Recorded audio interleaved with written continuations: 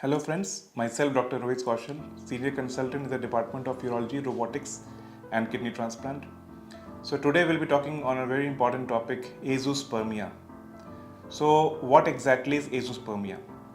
Azoospermia का मतलब है कि किसी मेल के सीमेन में हमें जीरो स्पर्म्स मिले, not even a single sperm, it's a zero sperm. So normally these couples come to us with the complaint of infertility. Otherwise they're leading a normal lifestyle and they are not at all having any other health problem. It is only when they start and trying to conceive that they face the problem of infertility, then we diagnose this condition. So azoospermia diagnose करने के लिए सबसे important चीज़ है हमारे पास 2 semen analysis report होनी चाहिए mail की, जिसमें कि प्रॉपर सेंट्रीफ्यूगेशन के बाद भी उनमें जीरो स्पर्म्स मिले. टाइप्स पे आए तो इसके जनरली 2 टाइप्स होते हैं, obstructive azoospermia and a non obstructive azoospermia. So now what is an obstructive azoospermia? Obstructive azoospermia का मतलब है कि उनके रिप्रोडक्टिव ट्रैक्ट में कहीं ना कहीं रुकावट है.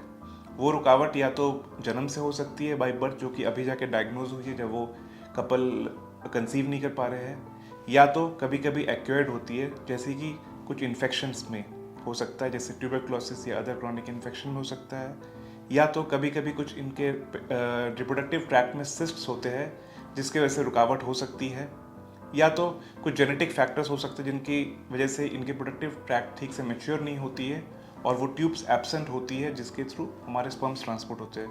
तो इन किसी भी वजह से पॉसिबिलिटीज़ के वजह से उनके स्पर्म्स ट्रांसपोर्ट नहीं हो पाते हैं और इसको हम बोलते हैं obstructive azoospermia. But in condition में उनके टेस्टिकल्स नॉर्मल होती है और उनके टेस्टिकल्स नॉर्मल प्रोडक्शन कर रही होती है स्पर्म्स. तो इन पेशेंट्स को हम स्पर्म्स उनके टेस्टिकल से, उनके रिप्रोडक्टिव ट्रैक्ट से निकाल के आर्टिफिशियल फर्टिलाइजेशन कर सकते हैं और they can father a biological child. The second type of the azoospermia is the non-obstructive azoospermia. इसका मतलब है कि इन पेशेंट्स के टेस्टिकल्स में ठीक से प्रोडक्शन नहीं हो रही स्पर्म्स की, either because of testicular problem और because of hormonal problem. Otherwise इनकी रिप्रोडक्टिव ट्रैक्ट एब्सोल्युटली नॉर्मल है, जैसे किसी और नॉर्मल इंसान की होती है. तो इसमें मेन प्रॉब्लम होती है प्रोडक्शन की rather than transportation की.